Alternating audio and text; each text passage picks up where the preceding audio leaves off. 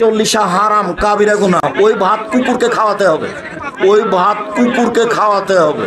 যারা মরা উপলক্ষে খাওয়াই মিষ্টি দেয়, আমার বলবেন আমি খাস দোয়া করব যেন ওদের বাড়িতে প্রতিদিন একটা করে মরে।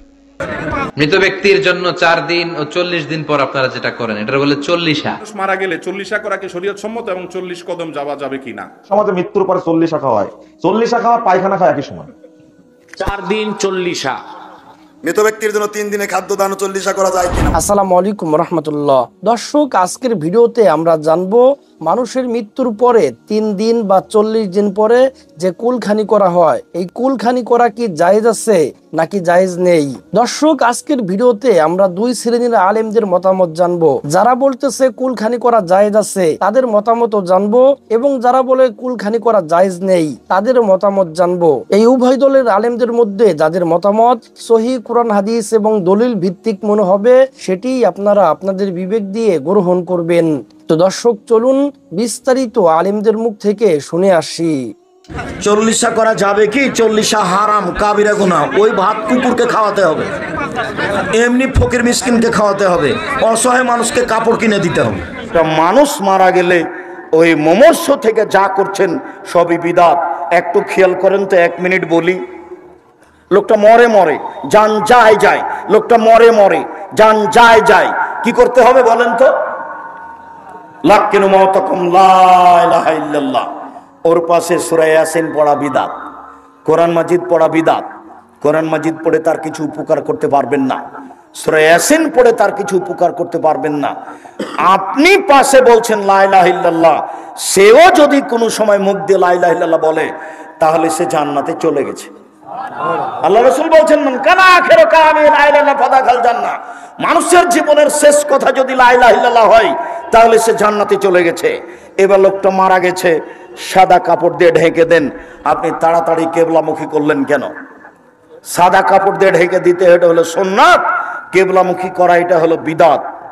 3, ওযু দিয়ে গোসল দিতে হবে। ওযুর অঙ্গগুলি আগে ধুইতে হবে, কুলি থেকে নিয়ে, নাকে পানি দেওয়া থেকে নিয়ে, হাত থেকে নিয়ে, মুখ থেকে নিয়ে, মাথা থেকে নিয়ে ওযু করার পরে গোসল দিতে হবে। ওযু করিয়ে গোসল দেন। পেট চেপে পেশাব পায়খানা বের করলেন কেন? এরই নাম বিদাত। উঠিয়ে বসিয়ে পেশাব পায়খানা বের করলেন কেন? এরই নাম বিদাত। 4 দিনের দিন 40 দিনের দিন গরু জবাই করেছে, 4 দিনের দিন করলো শিরক, 40 দিনের দিন করলো শিরক। আর যারা খাচ্ছে সবাই তো ধনী মানুষ, আর এটা তো হচ্ছে মানুষের ময়লা, এটা তো খেতে পারে না সবাই। সাদকা কিসের ময়লা? মানুষের ময়লা। হাসান রাদিয়াল্লাহু তাআলা আনহু একটা সাদকার খেজুর মুখে দিয়ে দিয়েছেন। আল্লাহর নবী লাফতে উঠেছে, মুখের ভিতরে আঙ্গুল ঢুকিয়ে কেক কেক বের করো, বের করো, আমার স্বার্থ তুমি জানো না? সাদকা হচ্ছে মানুষের ময়লা, সাদকা আমার জন্য হারাম, আমার বংশের জন্য হারাম, আমার বাড়িতে যে কাজ করে তার জন্য হারাম। আমি খাই না, আমার বংশ খায় না, আমার কাজের লোক খায় না, তুমি সাদকার জিনিস মুখে দিলে মানে? তো তোমার বাপের নামে যে গরু জবাই করেছে, যারা খেতে এসে তারা যে গাড়ি নিয়ে এসছে, ওরা নাকি বগুড়ার ধনী মানুষ। আমাদের সমাজে মৃত্যুর পরে 40 খাওয়া হয়, 40 খাওয়া পায়খানা খায় একই সময়। আস্তাগফিরুল্লাহ, এটা বেদাতি খানা, এটা হারাম। এই 40 হারাম, এটা চলবে না। এটা সম্রাট আকবরের সুন্নাত, এটা হাদিসে নাই। যে খানাটা জন্য টাকাটা খরচ করবে এটা সাদাকা জারি হিসাবে মসজিদে দান করে দিবে, কিয়ামত পর্যন্ত এই নেকি তার কবরে পৌঁছতে থাকবে। কিন্তু খাওয়ায়া দিলে পায়খানা করে শেষ করে দিবে, কোনো লাভ। 3 দিনে করেন আর 4 দিনে করেন আর 40 করেন, 40 দিনে আর 10 দিনে, অথবা অনির্দিষ্ট করেন অনুষ্ঠান, ভোজের অনুষ্ঠান, মানে খাওয়া দাওয়া, গরিব মিসকিন গ্রামবাসী এলাকাবাসীকে ভোজ করে খাওয়াবেন। এটা জাহিলিয়াতের কুপ্রথা, হারাম, এবং এই খাওয়া দাওয়াতে কোনো নেকিও নেই, মাইয়েতের কোনো লাভ হবে না। আর যারা খাওয়াবে মাইয়েতের আত্মীয় স্বজন তাদেরও কোনো লাভ হবে না, সবার গুনার বোঝা বাড়বে।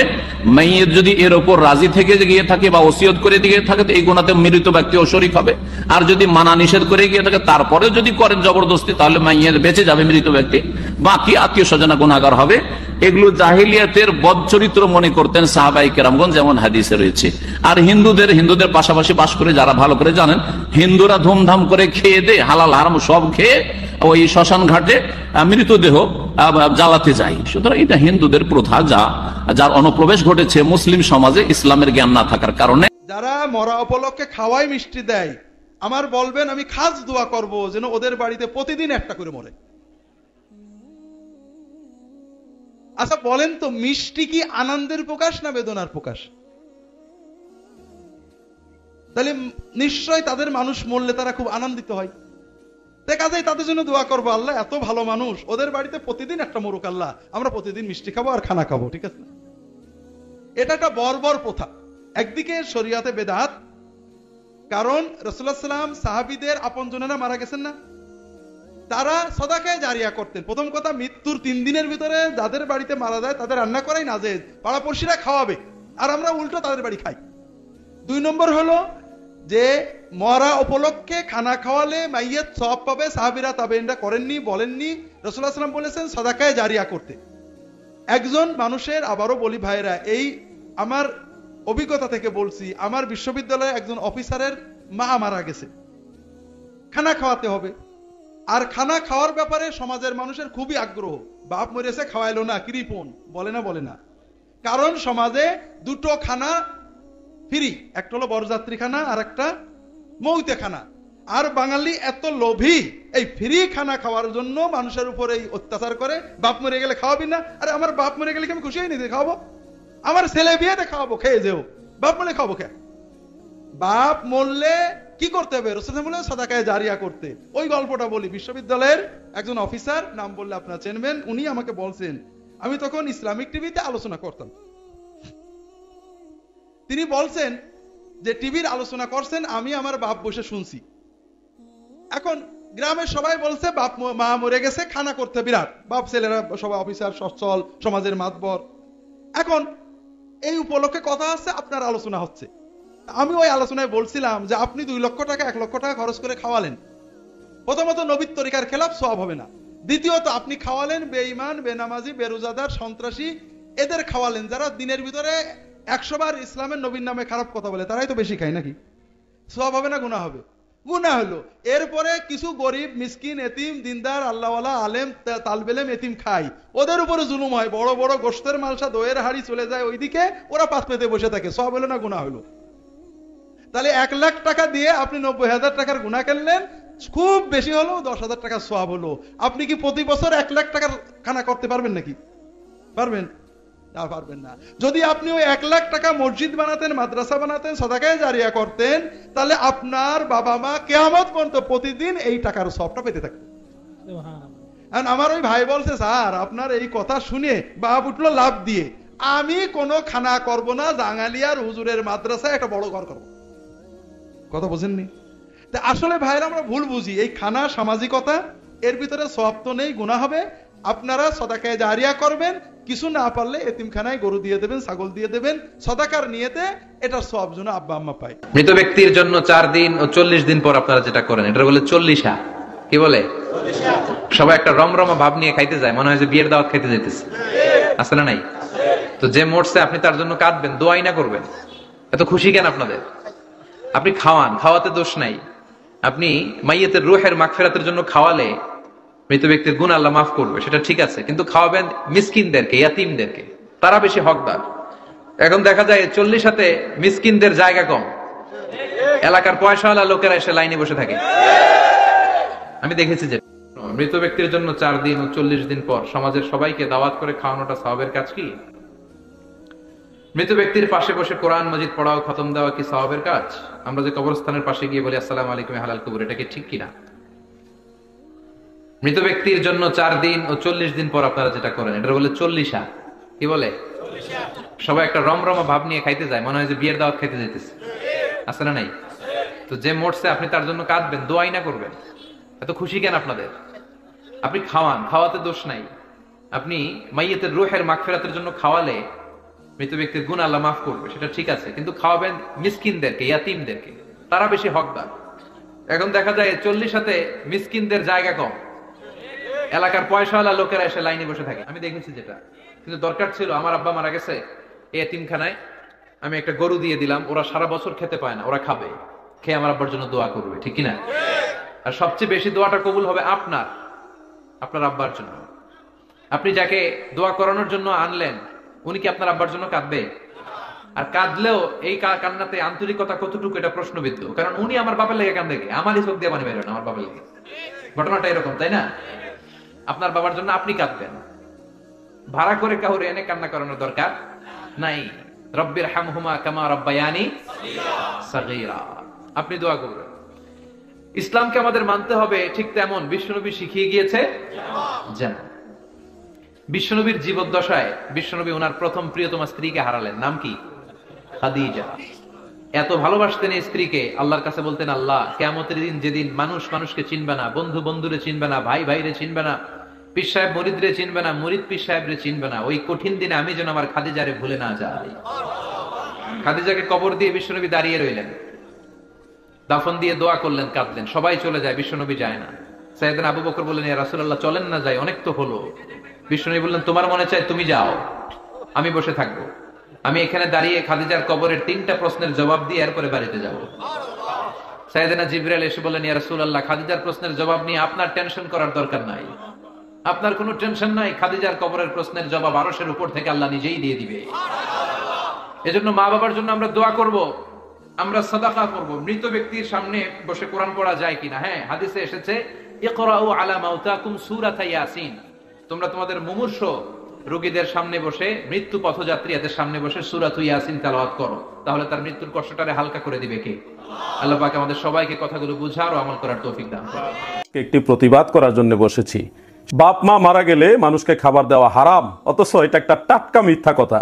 প্রিয় দর্শক শ্রোতা, তাফসিরে মারিফুল কোরআনের 35 নম্বর পৃষ্ঠার সেই অংশটা আপনাদের দেখাচ্ছি, আপনারা ভালো করে দেখুন, প্রয়োজনে জুম করে দেখুন। সেই পৃষ্ঠার মধ্যে, সেই অনুচ্ছেদের মধ্যে মা বাবা মারা গেলে মানুষকে খাবার দেওয়া হারাম এই ধরনের কোনো কথাই নেই। বরং সেখানে লেখা আছে, কেউ যদি টাকার বিনিময়ে ইসালে সওয়াবের জন্য কোরআন খতম করে বিভিন্ন ওজিফা কালাম পড়ে তাহলে সেটা হারাম হবে। কিন্তু মা বাবা মারা গেলে তাদের জন্য মানুষকে খাবার দেওয়া হারাম এই ধরনের কোনো কথাই সেই কিতাবের মধ্যে নেই। প্রয়োজনে যাদের কাছে কিতাবটা রয়েছে আপনারা নিজেরা খুলে দেখে নিতে পারেন। এবার আমি আপনাদেরকে দেখাবো, মা বাবা বা কোনো মুমিন মুসলমান মারা গেলে তাদের জন্য মানুষকে খাবার দেওয়া জায়েজ তো বটেই, বরং সুন্নতে সাহাবা। প্রিয় দর্শক শ্রোতা, আপনারা লক্ষ্য করুন, শারিহুল বুখারী ইমাম ইবনে রজব হাম্বলি রাহমাতুল্লাহ আলাইহি তদীয় আহওয়ালুল কুবুর সেই কিতাবের প্রথম খণ্ডের 16 পৃষ্ঠার মধ্যে একখানা রিওয়ায়াত উল্লেখ করেছেন, আপনারা স্ক্রিনে লক্ষ্য করুন। ওয়াকাদ রুইয়া আন মুজাহিদ আন্নাল মাউতা কানু ইফতানুনা ফি কুবুরিহিম সাবআ ফাকানু ইস্তাহিব্বুনা আইয়ুতআমা আনহুম তিলকাল আইয়াম। বিখ্যাত তাবেঈ হযরতে মুজাহিদ রাহমাতুল্লাহ আলাইহি তিনি বর্ণনা করেন, মানুষ যখন মারা যায় সে মৃত ব্যক্তিরা প্রথম 7 দিন কবরের মধ্যে খুব মুসিবতে থাকে, খুব বিপদে থাকে। ফাকানু ইস্তাহিব্বুনা আইয়ুতআমা আনহুম তিলকাল আইয়াম। ফলে রাসূলের সাহাবী যারা ছিল এবং পরবর্তীতে তাবেঈ যারা ছিল তারা এই 7 দিন ওই মৃত ব্যক্তিদের কবরে শান্তির জন্য, রূহের জগতে শান্তির জন্য মানুষকে খাবার দিত। শুধু এখানে শেষ নয়, এই রিওয়ায়াতটা ইমাম আবু নুআইম ইসফাহানি রাহমাতুল্লাহ আলাইহি তদীয় হিলিয়াতুল আউলিয়া এর 4th খণ্ডের 11 পৃষ্ঠার মধ্যে বিশুদ্ধ সনদ উল্লেখ করেছেন। হাফিজুল হাদিস ইমাম জালালউদ্দিন সুয়ুতি রাহমাতুল্লাহ আলাইহি তদীয় আল হাবিলিল ফাতাওয়া সেই কিতাবের 2য় খণ্ডের 216 পৃষ্ঠার মধ্যে উল্লেখ করেছেন। এবং ইমাম আহমদ বিন হাম্বল রাহমাতুল্লাহ আলাইহি, যিনি ইমাম বুখারী রাহমাতুল্লাহ আলাইহির উস্তাদ ছিলেন, তিনি তিনার কিতাবুজ জুহুদের মধ্যেও নির্ভরযোগ্য বিশুদ্ধ সনদে উল্লেখ করেছেন। আপনারা স্ক্রিনে হাদিসটা লক্ষ্য করুন। আন সুফিয়ানা ক্বালা ক্বালা তাউস ইন্নাল মাউতা ইফতানুনা ফি কুবুরিহিম সাবআ ফাকানু ইস্তাহিব্বুনা আইয়ুতআমা আনহুম তিলকাল আইয়াম। অর্থাৎ বিখ্যাত তাবেঈ হযরতে তাউস রাহমাতুল্লাহ আলাইহি বর্ণনা করেন, যিনি 500 সাহাবীকে নিজের চোখে দেখেছেন। তিনি বলেন, মানুষ মারা যাওয়ার পরে কবরের মধ্যে প্রথম 7 দিন খুব বেশি মুসিবতে থাকে, খুব বেশি কষ্টে থাকে। ফাকানু ইস্তাহিব্বুনা আইয়ুতআমা আনহুম তিলকাল আইয়াম। ফলে রাসূল পাকের সাহাবীগণ এই 7 দিন ওই মৃত ব্যক্তিদের জন্য মানুষকে খাবার দিত। সুবহানাল্লাহ। এই হাদিসের সনদের মান সম্পর্কে জগৎ বিখ্যাত মুহাদ্দিস হাফিজুল হাদিস ইমাম জালালউদ্দিন সুয়ুতি রাহমাতুল্লাহ আলাইহি তদীয় আদ-দিয়াজু আলা সহিহ মুসলিম কিতাবের 2য় খণ্ডের 491 পৃষ্ঠার মধ্যে লিখেছেন, ইসনাদুহু সহিহ ওয়া লাহু হুকমুর রাফ'। অর্থাৎ এই হাদিসের সনদ সহিহ এবং এই হাদিসের হুকুম হলো মারফু। সুবহানাল্লাহ। তাহলে মারফু পর্যায়ের হুকুম রাখে এরকম বিশুদ্ধ হাদিস থেকে আমরা জানলাম রাসূল আকরাম সাল্লাল্লাহু আলাইহি ওয়া আলিহি ওয়া সাল্লামের সাহাবায়ে কেরাম কোন মুমিন মুসলমান মারা গেলে তাদের জন্য দুনিয়ার মানুষকে খাবার দিত। প্রিয় দর্শক শ্রোতা, বলুন সাহাবারা কি হারাম কাজ করত? নাউযুবিল্লাহি মিন যালিক। এজন্য জগৎ বিখ্যাত ইমাম জালালউদ্দিন সুয়ুতি রাহমাতুল্লাহ আলাইহি যদিও আল হাবিলিল ফাতাওয়া কিতাবের 2য় খণ্ডের 223 পৃষ্ঠার মধ্যে স্পষ্ট করে লিখেছেন ওয়াহুয়া ইস্তেহবাবুল ইতআমি আনিল মাউতা মুদ্দাতা সাবআতি আইয়াম, অর্থাৎ মানুষ যদি মারা যায় সেই মৃত ব্যক্তির জন্য 7 দিন মানুষকে খাবার দেওয়া মুস্তাহাব, জায়েজ। প্রিয় দর্শক শ্রোতা, এই ব্যাপার আরো অসংখ্য দলিল আমাদের কাছে মজুদ রয়েছে। সংক্ষিপ্ত করার জন্য অল্প কয়েকটা রেফারেন্স আপনাদেরকে দেখালাম এবং এটাই বুঝালাম যে মা বাবা অথবা কোনো মুমিন মুসলমান মারা গেলে তাদের আপনজনরা তাদের সামর্থ্য অনুযায়ী আশেপাশের প্রতিবেশী মুমিন মুসলমান, ময় মুরব্বী, গরিব, মিসকিন, আলিম, উলামা তাদেরকে খাবার পরিবেশন করবে, এটা জায়েজ, এটার পক্ষে দলিল রয়েছে। বড় আশ্চর্যের বিষয় হলো পবিত্র কুরআন বা হাদিসের কোনো নির্ভরযোগ্য দলিল ছাড়া বাপ মার জন্য মানুষকে খাবার দেওয়া হারাম, এই ধরনের ফতোয়া দেওয়া, এটা চরম পর্যায়ের জেহালত, এটা একটা চরম পর্যায়ের মূর্খতা। প্রিয় দর্শক শ্রোতা, যারা আল্লাহর কুরআনের নামে মিথ্যাচারিতা করে, তাফসিরে মারিফুল কুরআনের নামে মিথ্যা ভুয়া রেফারেন্স দেয়, বাংলা কিতাবের রেফারেন্স যারা ভুয়া দেয়, বাংলা কিতাবে কি লেখা আছে সেটা মাহফিলের স্টেজে গিয়ে ঠিক মতো বলতে পারে না, ভুয়া রেফারেন্স দেয়, তারা আরবি কিতাব বুঝবে? আপনারা বলুন আমাকে, তারা এই সমস্ত আরবি কিতাবের প্রাচীন প্রাচীন কিতাবের এবারত বুঝবে? যারা বাংলা কিতাবের এবারত, বাংলা কিতাবের লাইন মানুষকে ঠিক মতো মেসেজটা পৌঁছাই দিতে পারে না, এরা যদি আহলুস সুন্নাত ওয়াল জামাতের আলেমদেরকে চ্যালেঞ্জ করে, এটা হাস্যকর বই কিছুই নয়। অতএব প্রিয় দর্শক শ্রোতা, আপনাদের সকলের প্রতি উদাত্ত আহ্বান হলো এই ধরনের জালিয়াতি বক্তাদেরকে বয়কট করুন, কোরআন এবং সুন্নাহর সঠিক রেফারেন্স ভিত্তিক কথাগুলি গ্রহণ করুন। আল্লাহর রাসূল সাল্লাল্লাহু আলাইহি ওয়াসাল্লাম এবং সাহাবায়ে কেরাম যেইভাবে চলেছেন আপনারা ওইভাবে চলুন। 4 দিন 40 এগুলোতে কি করেন আপনারা বলবেন? ঢোল পিটান, পুলিশ মহিলা নিয়ে নর্তন কুর্দন, কি করেন? কোরআন খতম, ভালো কাজ। আলেম ওলামা ডাকেন, ভালো কাজ, ঠিক না? কবর জিয়ারত করেন, ভালো কাজ। মানুষকে খাওয়ান, ভালো কাজ। মুনাজাত করেন, 5টা ভালো কাজ করলেন, এটা হারাম হইল কেমনে? কথা বলেন। শুধু দিনটা 4 দিন আর 40 নির্ধারণ করাতেই হারাম হয়ে গেছে। তা আমরা যে বাংলাদেশি সালে বিভিন্ন বার্ষিক মাহফিল করি, পীরেরা ফাল্গুনের 13, 14 বন্ড, পৌষের 12, 13, 18, ঠিক কিনা? ওই ক্ষেত্রে আমরা ইংরেজি নামটাও নিই না, নেয়? কথা বলে না?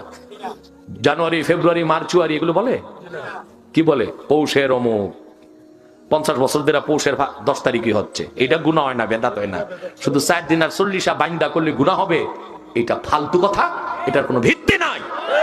হালাল কাজ, জায়েজ কাজ। আশিয়াতুল লুমাতে শেখ আব্দুল হক মুহাদ্দিস দেহলভী রাহমাতুল্লাহ এটাকে মুস্তাহাব বলেছে।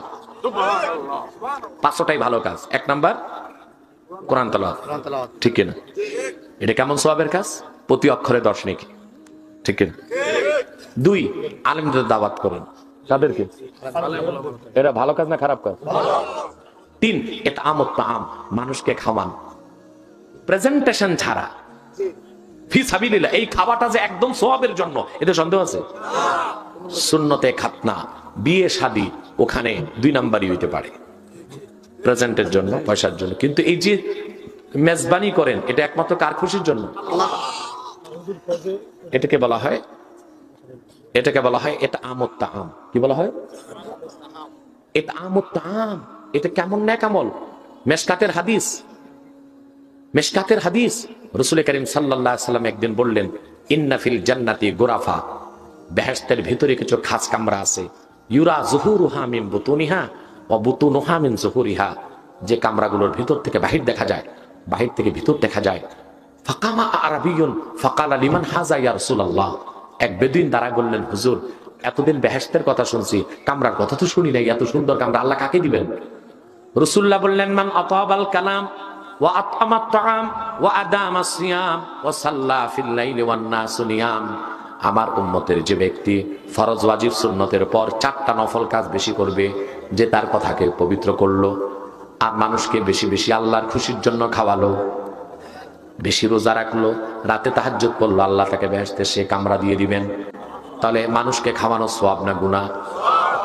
তাহলে 4 দিন আর 40 কোরআন পড়লেন, আলেম দাওয়াত করলেন, মানুষকে খাওয়াইলেন, কবর জিয়ারত করলেন, এটা সুন্নাত।